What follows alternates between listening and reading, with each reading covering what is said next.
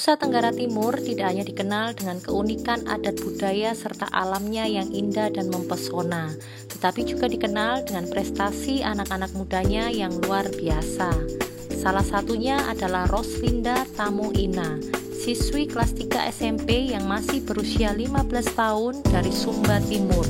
Roslinda terpilih mewakili delegasi anak Indonesia untuk berbicara dalam sebuah forum politik tingkat tinggi di kantor pusat Badan Perserikatan Bangsa-Bangsa atau yang lebih dikenal dengan PBB di Manhattan, New York, Amerika Serikat pada Juli 2019 lalu.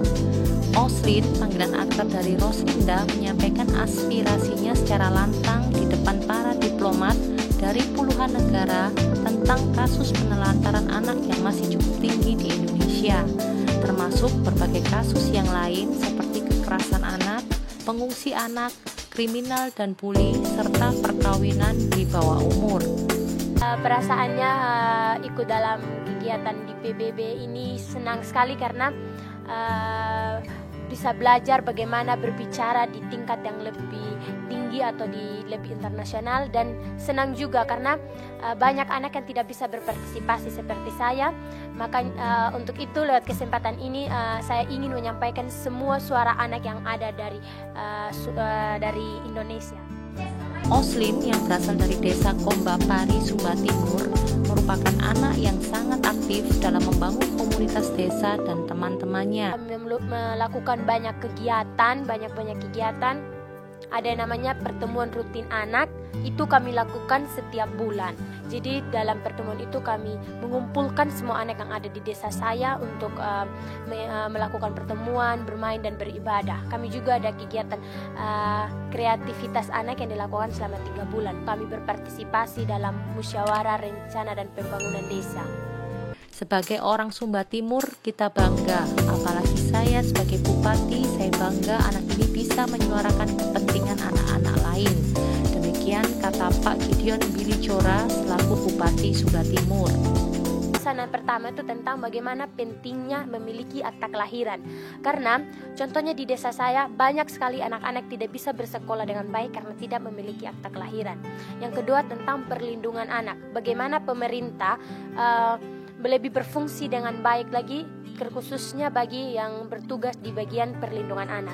Yang ketiga tentang bagaimana melibatkan anak dalam diskusi-diskusi dalam pemerintah atau partisipasi anak. Dan yang keempat tentang supaya jangan ada lagi perkawinan anak di dunia ini, khususnya di negeri saya di Indonesia. Dan kembali pada tanggal 8 Oktober 2020, Oslin berkesempatan menyampaikan suara anak Indonesia secara online ke perwakilan negara anggota PBB di New York, Amerika Serikat.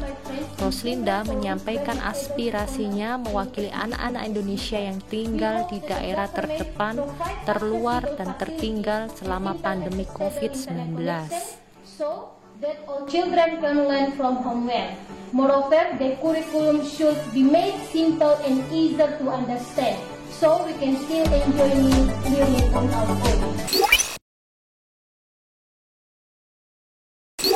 Kalau itu sih Kak, kayak yang awalnya kami di forum anak kan ada kegiatan-kegiatan rutin nih Kak. Kegiatan-kegiatan rutin, terus kegiatan-kegiatan kayak pengembangan minat bakat, begitu latihan kepemimpinan. Tapi sejak adanya COVID, tidak ada lagi kegiatannya, kayak langsung sepi, langsung kayak tidak ada sama sekali lagi kegiatan begitu. Jadi kami anak-anak sedih karena perbedaannya langsung terlihat begitu. Terus yang kedua, awalnya kan kami ke sekolah, belajar di sekolah sama teman-teman begitu. Tapi sejak adanya COVID kami belajar dari rumah aja Kak. Kami belajar dari rumah dan banyak keluhan dari teman-teman kalau yang belajar online ini.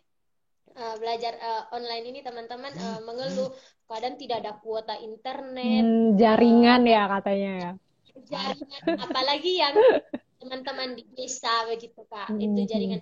Jadi kalau teman-teman di desa sih belajarnya pakai luring luar jaringan Kak, karena fasilitas internet fasilitas untuk belajar online-nya yang mungkin masih terbatas dan internetnya juga begitu Kak.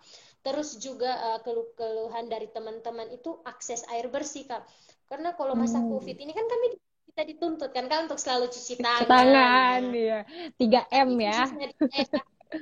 khususnya di Sumba Timur, lebih khususnya sih di Desa Sayak, Desa Kombapari ini Kak, akses untuk mendapatkan air bersih kan sangat sulit nih Kak. Jadi anak-anak mengeluh kalau kami mau cuci tangan itu sulit. Jadi itu keluhan dari teman-teman dan saya berharap sih yang sudah saya sampaikan ini ada tindak lanjut dari para pemegang kebijakan begitu Kak.